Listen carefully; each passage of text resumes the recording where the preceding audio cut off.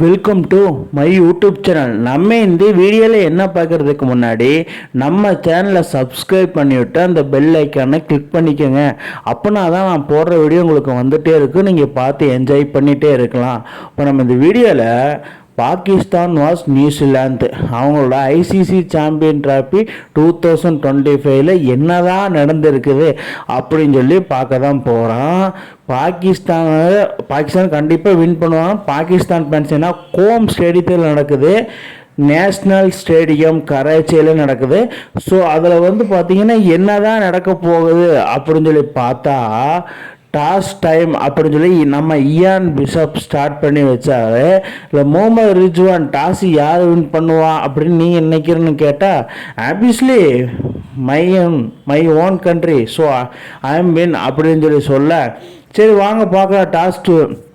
டாஸை வந்து ஸ்ப்ளிட் பண்ணுங்க, யார் தான் வின் பண்ணா அப்படின்னு சொல்லி பார்க்க வழக்கம் போல் யார் நம்ம முகமது ரிஜ்வான் தான் டாஸ் வின் பண்ணியிருக்கிறாப்புல.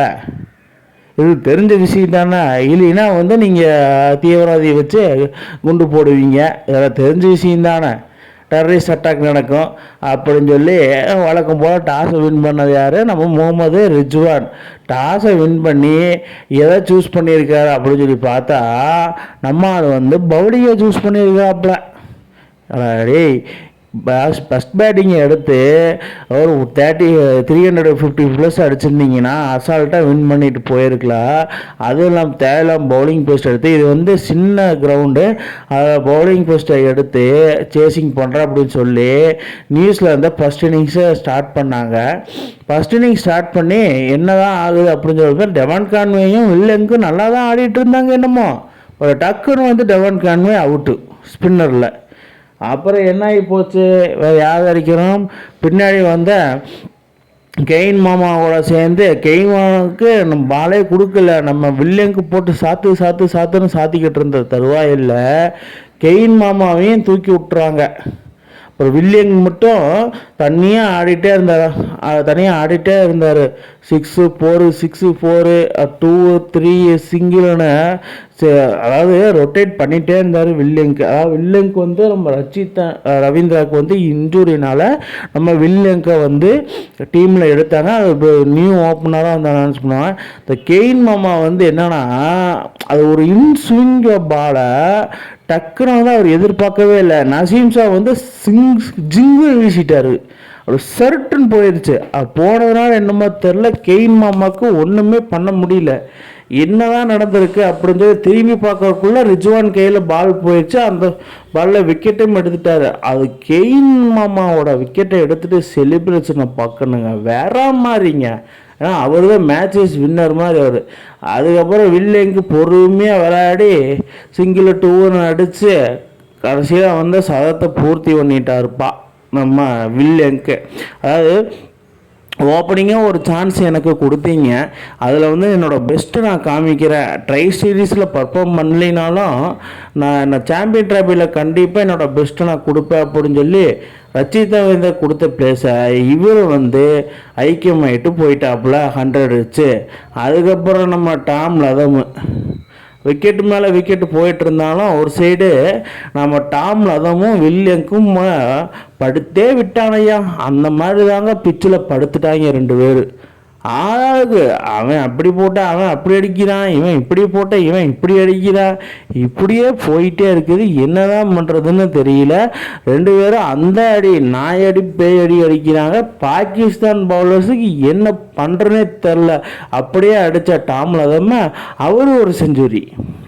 என்னடா ஒரு கால கொடுமையாக செஞ்சுரி மேலே செஞ்சுரியாக போட்டு இருக்கிறானுங்க. அப்போ நம்ம எப்போ தான் என்ன தான் பண்ணுறது அப்படின்னு சொல்லி ஷாஹின் அப்ரிடி, அரிசப்பு, நாசிம் ஷா, அக்பர் அகமது இவங்களாம் வந்து என்ன பண்ணுறதுனே தெரியாமல் தம்பித்த போன தவிர அதில் சல்மான் அலி வேறு பவுலிங் வீசிகிட்டே இருந்தால் அவங்க சதமாக போட்டு அள்ளிக்கிட்டே இருக்கிறானுங்க அப்படின்னு சொல்லிட்டு இருக்கும்போது நியூசிலாந்துனால 320 ரன்னில் மட்டும்தான் எடுக்க முடிஞ்சது டார்கெட்டு. பாகிஸ்தானுக்கு இப்போ 321 ரன் அடித்தா வின்னு. செகண்ட் இன்னிங்ஸை தொடங்கினா பாகிஸ்தானு, அதாவது பக்கர் ஜமானுக்கு ஆல்ரெடி இன்ஜுரி. ஸோ ஒரு ப்ரொமோஷன் கொடுத்து சவுத் சைக்கிளை வந்து ஓப்பனிங் இறக்கி விட்டாங்க. இறக்கி விட்டதுனால என்னமோ தெரில டக் அவுட்டு. இதில் பெருமை வேறு. அப்புறம் பாபர் அசாம் தான் இன்னும் பொறுமையாக ஆட்டுது. பின்னாடி வந்து ரிஜ்வான் ஒன்றொன்னாடி ஆடிட்டு இருந்தாப்புல, அவரையுமே தூக்கி விட்டாங்க. அதாவது ரத்தம் ஒரு சொட்டு மிச்சம் இருந்தாலும் கதை உண்ண முடியலை பாரு அப்படின்னு சொல்கிற மாதிரி தாங்க பாபர் அசாம் வந்து நின்றுட்டு இருந்தாப்புல. அந்த மாதிரினா முகமது ரிஜ்வானு என்ன அது, அதாவது அன்எக்ஸ்பெக்டடு கேட்ச். அவர் நல்லா தான் ஆடுனாப்புல, அந்த ஷாட்டை வந்து கரெக்டாக பேஸ் பண்ணார். பட் இருந்தாலும் அன்லக்கி மேன் தட் டே. அந்த டேயில் வந்து அவர் லக் இல்லை அப்படின்னு தான் சொல்லலாம். ஏன்னா நம்ம இங்கே அந்த பக்கம் கேட்ச் பிடிச்சது யாருன்னா நம்ம கிளீன் பிலிப்ஸு. என்னங்க கேட்ச் இது, வேறு மாதிரி கேட்ச். அதாவது கிளெயின் பிலிப்ஸ் இல்லை, ஃப்ளையிங் பிலிப்ஸ் அந்த மாதிரி தாங்க அவர். அதாவது ஒரு பறவை பறக்கிற மாதிரிங்க, அந்த மாதிரி பறவை பறந்த மாதிரி பிடிச்சாப்புல ஒரு கேட்சை. அதாவது அந்த இடத்துல வந்து யாருனாலும் அந்த மாதிரி கேட்சை பிடிச்சிருக்க மாட்டாங்க. கிளைம் பிலீப்ஸ்னால மட்டும்தான் இது சாத்தியம். அதனால் கேட்சை பிடிச்சிட்டு வேறு லெவலில் ஒரு செலிப்ரேஷனு கண்டிப்பாங்க. ஆப்வியஸ்லி அந்த கேட்சை பிடிச்சா யாராக இருந்தாலும் செலிப்ரேஷன் வேறு மாதிரி தான் இருந்திருக்கும். அதனால் வந்து அவர் பண்ணது தப்பே இல்லைன்னு தான் நான் சொல்லுவேன். இப்படியே விக்கெட் மேலே விக்கெட் போயிட்டு தான் பாபர் அசாம் மட்டும் நின்றுட்டுருக்கா. ப்ளஸ் அவரோட கம்பேக் கொடுக்கல அப்படின்னு சொல்லி நம்ம சல்மான் ஆகா அலி ஆறுங்க. அவன் என்ன மனுஷங்க, அவன் வந்து வச்சு செய்ன்னு செஞ்சுட்டு இருக்கிறான். 20 பாலுக்கு 42 ரன்னு. 6ஆக போகுது, 4ஆக போகுது. அது ஸ்பின்னரே வச்சு ஓடிட்டு இருந்தாப்புல நம்ம நியூசிலாந்து கேப்டனான மிட்டில் சாண்டரு. அது நம்ம கிளைன் பிளேஸ் ஓவரில் வந்து கேட்சாக பிடிக்கிற எங்களை போட்டு வெட்டுறியா போட்டு பொழந்துருக்குற அப்படின்னு சொல்லி போட்டு பொழந்துட்டு இருந்தார். அதுக்கப்புறம் குசேல் ஷா வந்து அவர் கிளம்பி கொஞ்சம் அடித்ததுனால பாகிஸ்தான் 260க்கே ஆல் அவுட் ஆகிட்டாங்க. என்னடா இது பாகிஸ்தானுக்கு வந்த சோதனை. இதன் மூலிமா என்னன்னா New Zealand win by 60 runs win பண்ணிட்டாங்க. ஐசிசி சாம்பியன் டிராஃபி 2020 போட ஃபஸ்ட்டு மேட்ச் வந்து நியூசிலாந்து வின் பண்ணியிருக்காங்க. ஹோம் ஸ்டேடியத்திலே பாகிஸ்தானை தோக்கடிச்சிருக்கிறாங்க. இதன் மூலிமா என்னென்னா பிளேயர் ஆஃப் தி மேட்ச் யாருன்னு பார்த்தா நம்ம டாம் லதம் அவுட்ஸ்டேண்டிங் பிளேயர்ஸாக வந்து ஆடுறதுனால என்னமோ தெரில அவருக்கு பிளேயர் ஆஃப் தி மேட்ச் போயிருக்குது. வில்லியங்குக்கு கொடுக்கல. பட் அது மிடில் ஆர்டரில் வந்து ஒரு டஃப்பஸ்ட் சுச்சுவேஷனில் நல்லா ப்ளே பண்ணி கம்பேக் கொடுத்ததுனால என்னமோ தெரில பிளேயர் ஆஃப் தி மேட்ச் நம்ம டாம் லதமுக்கு தான் வந்து கொடுத்துருக்குறாங்க. அதனால் வந்து அவருக்கு பெரிய ஒரு நம்பிக்கையை கிரியேட் ஆகும், கான்ஃபிடென்ஸும் இன்னுமே அதிகரிக்கும். இதே மாதிரி நம்ம சேனலில் வீடியோ வந்துகிட்டே இருக்கும் சாம்பியன் டிராஃபியில் என்னென்ன நடக்குதுன்னு. அதே மாதிரி இந்த வீடியோ எப்படி இருக்குதுன்னு கீழே கமெண்ட் பாக்ஸில் கமெண்ட் பண்ணுங்கள்.